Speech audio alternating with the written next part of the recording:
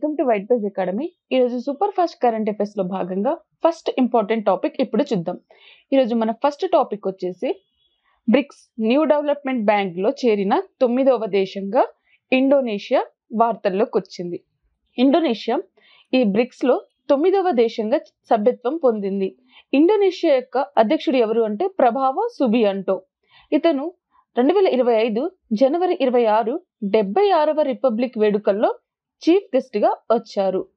ఈ సమావేశం ఏ తేదీన జరిగిందంటే 2025 మార్చ్ 25న ఈ బ్రిక్స్ ఎన్డీబీలో ఇండోనేషియా సభ్యత్వాన్ని అంగీకరించింది. ఎన్డీబీ యొక్క ప్రెసిడెంట్ ఎవరు అంటే దిల్మా వానా రౌసఫ్. ఎన్డీబీలో ఎన్ని సభ్య దేశాలు ఉన్నాయంటే 9 సభ్య దేశాలు ఉన్నాయి. ఇందులో కొత్తగా చేరిన సభ్య దేశాలు ఏవి అంటే 2021 సెప్టెంబర్లో బంగ్లాదేశ్, యుఏఈ, ఉరుగ్వే, వీటితో పాటుగా 2021 డిసెంబర్లో ఈజిప్ట్, 2024 సెప్టెంబర్లో అల్జీరియా, 2025 మార్చ్లో 9వ దేశంగా ఇండోనేషియా చేరింది. ఎన్డీబీ యొక్క ఒప్పందం ఏ ఇయర్లో జరిగిందంటే 2014లో. ఎన్డీబీ ఎప్పుడు అమలైందంటే 2015. ఎన్డీబీ యొక్క హెడ్ క్వార్టర్ ఎక్కడుందంటే షాంఘై. బ్రిక్స్ యొక్క 15వ సమ్మిట్లో ఎన్ని దేశాలు చేరాయంటే 5 దేశాలు చేరాయి. అవి Egypt, Ethiopia, Iraq, Saudi Arabia, UAE. BRICS యొక్క 16వ సదస్సు ఇది ఎప్పుడు జరిగిందంటే 2024 అక్టోబర్ 22 నుంచి 24 వరకు. బ్రిక్స్ యొక్క 17వ సమ్మిట్ ఎప్పుడు జరగబోతుందంటే 2025 జూలైలో. ఎక్కడ జరగబోతుందంటే బ్రెజిల్.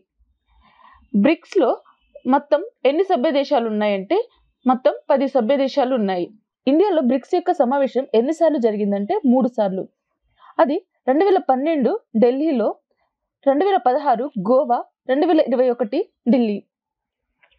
నెక్స్ట్ టాపిక్ షిల్లాంగ్ 7వ యాక్ట్ ఈస్ట్ బిజినెస్ షో 2025. ఈ షిల్లాంగ్ 7వ యాక్ట్ ఈస్ట్ బిజినెస్ షోను ఎక్కడ ప్రారంభించారంటే మేఘాలయ రాజధాని అయిన షిల్లాంగ్లో. దీనిని ఏ తేదీన ప్రారంభించారంటే 2025 మార్చి 25న. దీనిని ప్రారంభించింది ఎవరు అంటే మేఘాలయ ముఖ్యమంత్రి అయిన కాన్రాడ్ సంగ్మా. ఈ షిల్లాంగ్ 7వ యాక్ట్ ఈస్ట్ బిజినెస్ షో యొక్క లక్ష్యం ఏమిటంటే వాణిజ్య మరియు పెట్టుబడిని ప్రోత్సహించడం. Next topic world theatre day 2025. ఈ వరల్డ్ థియేటర్ డే 2025ని ఏ తేదీన జరుపుకుంటామంటే మార్చి 27. ఇది అంతర్జాతీయ ఆచారం. దీనిని ఎవరు ప్రారంభించారంటే ఇంటర్నేషనల్ థియేటర్ ఇన్స్టిట్యూట్. 2025లో దీని యొక్క థీమ్ వచ్చేసి theatre and culture of piece. దీనిని ప్రారంభించిన సంవత్సరం ఏది అంటే 1961. ఈ వరల్డ్ థియేటర్ డే యొక్క లక్ష్యం ఏమిటంటే సమాజంలో థియేటర్ల ప్రాముఖ్యతను గుర్తు చేయడం. నెక్స్ట్ టాపిక్ భారతదేశ మొదటి స్వదేశీ ఎయిమ్స్. అసలు ఈ ఎయిమ్స్ ని ఎక్కడ ప్రారంభించారంటే న్యూఢిల్లీలో. భారతదేశం తన మొట్టమొదటి స్వదేశీ మ్యాగ్నెటిక్ రెసోనెన్స్ ఇమేజింగ్ యంత్రాన్ని ఎంఆర్ఐని అభివృద్ధి చేసింది. ఇది అక్టోబర్ నాటికి న్యూఢిల్లీలో ఎయిమ్స్ అంటే all India institute of medical science లో దీనిని అమర్చబడింది. మ్యాగ్నెటిక్ రెసోనెన్స్ ఇమేజింగ్ స్కాన్ శరీరంలోని అవయవాలు మరియు ఖనిజాల యొక్క వివరణాత్మక చిత్రాలను రూపొందించడానికి బలమైన అయస్కాంత క్షేత్రం మరియు రేడియో తరంగాలను ఎంఆర్ఐ ఉపయోగిస్తుంది.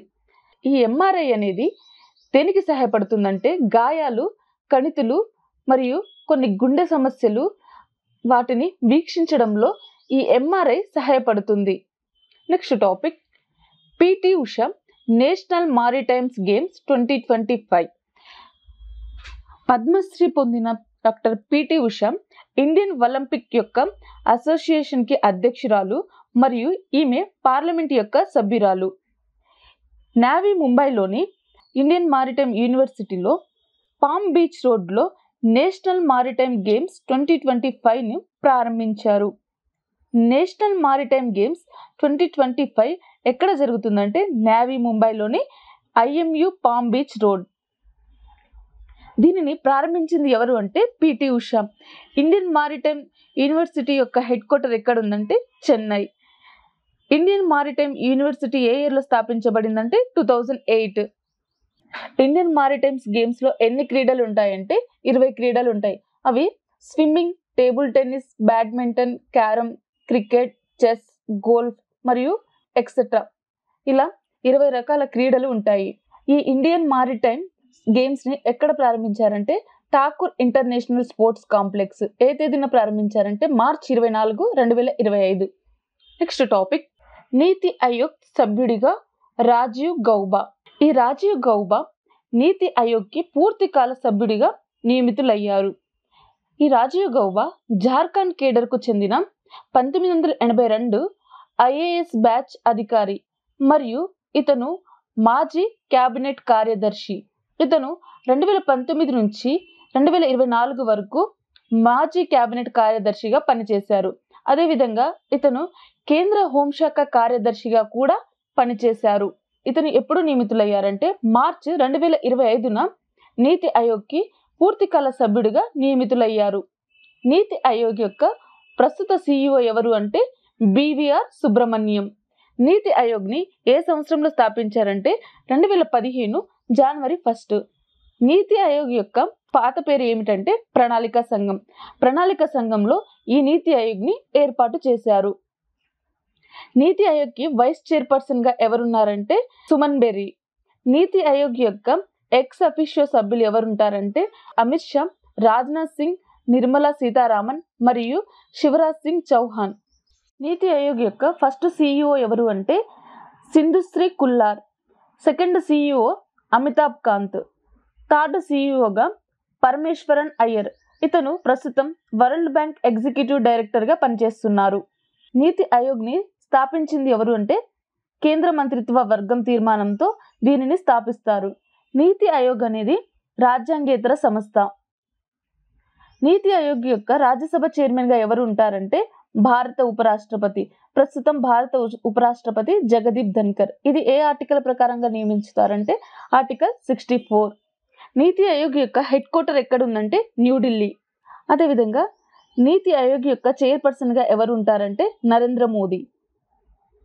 నీతి ఆయోగ్ యొక్క 7 పిల్లర్స్ ఏమిటంటే pro activity, pro people, participation, empowering, inclusion of all, equality, transparency.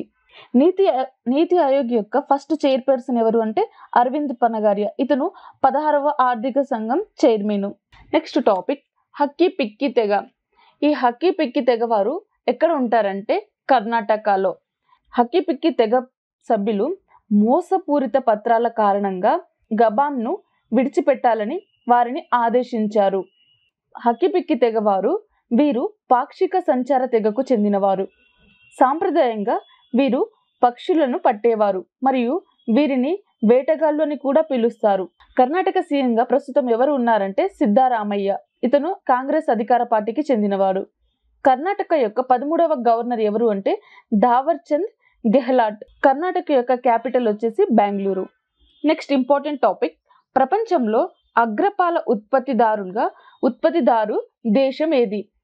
అగ్రపాల ఉత్పత్తిదారుల దేశంగా ప్రస్తుతం భారతదేశం ఉంది. ప్రస్తుతం 239 మిలియన్ మెట్రిక్ టన్నుల ఉత్పత్తిలో భారతదేశం ప్రపంచంలోనే అగ్రశ్రేణి పాల ఉత్పత్తిదారుగా అవతరించింది. దీనిని ప్రారంభించింది ఎవరు అంటే రాష్ట్రీయ గోకుల్ మిషన్. ఏ ఇయర్లో ప్రారంభించారంటే 2014. వచ్చే 5 ఏళ్లలో పాల ఉత్పత్తిని 300 MMTలకు పెంచాలని భారత్ లక్ష్యంగా పెట్టుకుంది. కేంద్ర పశుసంవర్ధక పాడి పరిశ్రమ శాఖ మంత్రిగా ప్రస్తుతం ఎవరు ఉన్నారంటే రాజీవ్ రంజన్ సింగ్. నెక్స్ట్, భారతదేశం యొక్క డైరీ సెక్టార్గా ప్రస్తుతం పాల ఉత్పత్తి 239 మెట్రిక్ టన్నుల ఉత్పత్తిని సాధించింది. గ్లోబల్ షేర్లో దీని యొక్క పర్సెంటేజ్ ఎంత ఉందంటే 24%. 2030 నాటికి ఎంత లక్ష్యాన్ని పెట్టుకుందంటే 300 MMT. Next topic, Leo the untold story of Chennai super Kings. Leo the untold story of Chennai super Kings book రచయిత ఎవరు అంటే PS రామన్. ఇతను తమిళనాడు క్రికెట్ అసోసియేషన్ యొక్క మాజీ అధ్యక్షుడు. ఈ పుస్తకావిష్కరణ కార్యక్రమంలో ఎంఎస్ ధోని మరియు సిఎస్కే చెన్నై సూపర్ కింగ్స్ జట్టు సభ్యులను ఆశ్చర్యపరిచారు. ఈ పుస్తకం ఇండియన్ ప్రీమియర్ లీగ్ IPL లో సిఎస్కే యొక్క ప్రయాణాన్ని అన్వేషిస్తుంది. నెక్స్ట్ టాపిక్ IMF అంచనా. IMF అంటే ఇంటర్నేషనల్ మానిటరీ ఫండ్ డేటా ప్రకారం భారత ఆర్థిక వ్యవస్థ 2025లో జపాన్ మరియు 2027లో జర్మనీని అధిగమించి యునైటెడ్ స్టేట్స్ ఆఫ్ అమెరికా మరియు చైనా తర్వాత 3వ అతిపెద్ద ఆర్థిక వ్యవస్థగా అవతరించే అవకాశం ఉందని ఈ IMF అంచనా వేసింది. IMF యొక్క హెడ్ క్వార్టర్ ఎక్కడ ఉందంటే వాషింగ్టన్ DC. IMFని ఏ సంవత్సరంలో స్థాపించారంటే 1945 డిసెంబర్ 7. ఇది అధికారికంగా ఎప్పటి నుంచి పనిచేయడం ప్రారంభమైందంటే 1947. IMFలో ప్రస్తుతం ఎన్ని సభ్య దేశాలు ఉన్నాయంటే 191. భారతదేశం IMF యొక్క వ్యవస్థాపక సభ్య దేశం. IMF యొక్క CEOగా ఎవరు ఉన్నారంటే క్రిస్టాలీనా గోర్గివా. IMFలో అతిపెద్ద వాటాదారుగా ఉన్న దేశం ఏది అంటే America. Bharat, USA, China, Germany, జపాన్ని అధిగమించి 3వ స్థానంలో ఈ IMFలో నిలిచింది. Next topic national task force. ఇది important topic. National task force దేనికి సంబంధించిందంటే ఉన్నత విద్యా సంస్థల్లో విద్యార్థుల ఆత్మహత్యలపై ఆందోళనలు పెరుగుతున్న నేపథ్యంలో విద్యార్థుల మానసిక ఆరోగ్య సమస్యలను పరిష్కరించేందుకు సుప్రీంకోర్టు నేషనల్ టాస్క్ ఫోర్స్ను ఏర్పాటు చేసింది. ఈ నేషనల్ టాస్క్ ఫోర్స్కి అధ్యక్షత వహించింది ఎవరు అంటే సుప్రీంకోర్టు మాజీ న్యాయమూర్తి అయిన justice S. Ravindra Bhat. Next topic Russia Ukraine మధ్య తొలిసారిగా శాంతి ఒప్పందం. రష్యా ఉక్రెయిన్కి మధ్య తొలిసారిగా శాంతి ఒప్పందం దేని విషయంలో జరిగిందంటే రష్యా ఉక్రెయిన్ మధ్య తొలిసారి శాంతి ఒప్పందం నల్ల సముద్ర ఒప్పందం అంగీకారంతో జరిగింది. ఈ నల్ల సముద్రాన్ని ఆనుకొని ఎన్ని దేశాలు ఉన్నాయంటే 6 దేశాలు ఉన్నాయి. అవి Ukraine, Russia, Georgia, Turkey, Bulgaria, రోమానియా. Snake island ఎక్కడ ఉందంటే నల్ల సముద్రం. ఈ ఒప్పందం దేనికి సంబంధించిందంటే నల్ల సముద్రంలో నౌకాయానాన్ని సురక్షితంగా చేయాలనే ఉద్దేశంతో రష్యా ఉక్రెయిన్ మధ్య ఈ ఒప్పందం జరిగింది. ఈ ఒప్పందం ఎక్కడ జరిగిందంటే సౌదీ అరేబియాలో. రష్యా యొక్క విదేశాంగ మంత్రి ఎవరు అంటే సెర్గీ లావ్రోవ్. నెక్స్ట్ టాపిక్ జమిలీ ఎన్నికలు. ఈ జమిలీ ఎన్నికలపై JPC కమిటీ యొక్క గడువును పొడిగించాలని ఇటీవల వార్తల్లోకి వచ్చింది. JPC అంటే జాయింట్ పార్లమెంట్ కమిటీ. జమిలీ ఎన్నికల విధానంలో నరేంద్ర మోడీ చొరవను తీసుకున్నారు. జాయింట్ పార్లమెంట్ కమిటీ యొక్క చైర్మన్గా ఎవరు ఉన్నారంటే PP Chaudhary. One nation one ఎలక్షన్లో భాగంగా ఈ ఎన్నికలను నిర్వహిస్తారు. వన్ నేషన్ వన్ ఎలక్షన్లో ఎంతమంది ప్యానెల్ సభ్యులు ఉన్నారంటే 8 మెంబర్స్. వారు రామ్నాథ్ కోవింద్, ఇతను ఫార్మర్ మినిస్టర్, అమిత్ షా, ఇతను హోమ్ మినిస్టర్, అధీర్ చౌదరి, ఇతను కాంగ్రెస్ లీడర్, గులాబ్ నబీ ఆజాద్, ఇతను మాజీ రాజ్యసభ MP. నెక్స్ట్ సుభాష్ కశ్యప్, ఇతను మాజీ లోక్సభ సెక్రటరీ జనరల్, హరీష్ సాల్వే, ఇతను senior advocate. Next Sanjay Kothari, ఇతను former CVC. Next NK Singh, ఇతను 15వ ఫైనాన్స్ కమిషనర్, ఎక్స్ చైర్మన్. వీరు వన్ నేషన్ వన్ ఎలక్షన్ ప్యానెల్లో సభ్యులుగా ఉన్నారు. నెక్స్ట్ టాపిక్ తెలంగాణ బియ్యం ఎగుమతి. తెలంగాణ బియ్యాన్ని కాకినాడ పోర్ట్ నుండి ఫిలిప్పీన్స్కి ఎగుమతిని చేస్తున్నారు. 8 లక్షల టన్నుల బియ్యాన్ని తొలి విడతలో 12,500 టన్నులను ఎగుమతి చేస్తున్నారు. Next topic USA national institute of health director. America యొక్క నేషనల్ ఇన్స్టిట్యూట్ ఆఫ్ హెల్త్ డైరెక్టర్గా జై భట్టాచార్య నియమితులయ్యారు. America national institute of health ఇది వైద్య విధానాలను పరిష్కరించే అత్యున్నత సంస్థ. నెక్స్ట్ టాపిక్ హంగేరీ దేశంలో భారత రాయబారి. హంగేరీ దేశం యొక్క భారత రాయబారిగా ఎవరు నియమితులయ్యారంటే అన్షుమాన్ గౌర్. ఇతను విదేశాంగ మంత్రిత్వ శాఖలో జాయింట్ సెక్రటరీగా ప్రస్తుతం పనిచేస్తున్నారు. హంగేరీ యొక్క క్యాపిటల్ వచ్చేసి బుడాపెస్ట్. హంగేరీ యొక్క కరెన్సీ ఏది అంటే ఫోరింట్. హంగేరీ యొక్క దేశ అధ్యక్షుడు ఎవరు అంటే థామస్ సున్లోక్. Frozen zoo. ఈ ఫ్రోజన్ జూను ఎక్కడ ప్రారంభించారంటే వెస్ట్ బెంగాల్లోని డార్జిలింగ్లో ఉన్న పద్మజా నాయుడు హిమాలయన్ పార్క్లో తొలి ఫ్రోజన్ జూను ప్రారంభించారు. జూ పార్క్ను ప్రారంభించారు. ఈ జూ పార్క్ ఎందుకు ప్రారంభించారంటే మంచు ప్రాంతాల్లో ఉండే రెడ్ పాండాలను, అదేవిధంగా మంచు చిరుత పులులకు సంబంధించిన DNA నమూనాలను -96 వద్ద భద్రపరిచే ఫ్రోజన్ను దేశంలోనే తొలిసారిగా ఏర్పాటు చేశారు. ప్రపంచంలో మొట్టమొదటి ఫ్రోజన్ జూ పార్క్ ఎక్కడ ఉందంటే కాలిఫోర్నియాలోని శాండియాగ్. ఇది ఎప్పుడు ప్రారంభమైందంటే 1975. ఈ పద్మజా నాయుడు భారత్లో 2వ మహిళా గవర్నర్. ఈమె సరోజినీ నాయుడు యొక్క కూతురు. సరోజినీ నాయుడు మొదటి మహిళా గవర్నర్, యూపీ యొక్క మొదటి మహిళా గవర్నర్. 3వ మహిళా గవర్నర్ విజయలక్ష్మి పండిత్, మహారాష్ట్ర. ఉమ్మడి ఏపీకి ఫస్ట్ గవర్నర్గా శారదా ముఖర్జీ. నెక్స్ట్ టాపిక్ 2025 మహిళల వన్డే ప్రపంచ కప్ ఫైనల్. వన్డే మహిళల ప్రపంచ కప్ ఎక్కడ జరగబోతుందంటే భారత్లో. ఫైనల్ మ్యాచ్ ఎక్కడ జరగబోతుందంటే ముల్లన్పూర్. ఇది ఎక్కడ ఉందంటే పంజాబ్. దీని యొక్క ఎడిషన్ వచ్చేసి 13వ ఎడిషన్. ఈ మహిళల వన్డే వరల్డ్ కప్ ఎప్పుడు జరగబోతుందంటే సెప్టెంబర్ 29 నుంచి అక్టోబర్ 26 వరకు జరగబోతుంది. మహిళల వన్డే వరల్డ్ కప్కి భారత్కి ఒకసారి కూడా రాలేదు. మహిళల వన్డే వరల్డ్ కప్ 1973లో స్టార్ట్ అయింది. ఎక్కడ స్టార్ట్ అయిందంటే ఇంగ్లాండ్. పురుషుల వన్డే వరల్డ్ కప్ 1975లో ఇంగ్లాండ్లో స్టార్ట్ అయింది. మహిళల వన్డే వరల్డ్ కప్ను 7 సార్లు ఆస్ట్రేలియా గెలుచుకుంది. నెక్స్ట్ ఇంపార్టెంట్ టాపిక్ రిషికొండ బీచ్కు బ్లూ ఫ్లాగ్ హోదా పునరుద్ధరణం. రిషికొండ బీచ్ 2025 ఫిబ్రవరి 3లో బ్లూ ఫ్లాగ్ యొక్క సర్టిఫికెట్ రద్దు అయింది. 2020లో బ్లూ ఫ్లాగ్ సర్టిఫికెట్ ఈ రిషికొండ బీచ్కి ఇచ్చారు. ఆసియా ఖండంలో బ్లూ ఫ్లాగ్ సర్టిఫికెట్ పొందిన బీచ్ ఏది అంటే చంద్రబాగ్ బీచ్. ఇది ఎక్కడ ఉందంటే ఒరిస్సా. దీనికి బ్లూ ఫ్లాగ్ హోదా ఏ సంవత్సరంలో ఇచ్చారంటే 2018. బ్లూ ఫ్లాగ్ సర్టిఫికేట్ ఇచ్చేది డెన్మార్క్ దేశానికి చెందిన foundation for environmental education agency. ఈ రిషికొండ బీచ్ ఎక్కడ ఉందంటే విశాఖపట్నం. నెక్స్ట్ టాపిక్ ప్రధానమంత్రి భారతీయ జన ఔషధి పరియోజన. దీనిని ఎప్పుడు ప్రారంభించారంటే 2008లో. 2014లో మోదీ ప్రభుత్వం ఈ ప్రధానమంత్రి భారతీయ జన ఔషధి పరియోజన పథకాన్ని ప్రచారం చేసింది.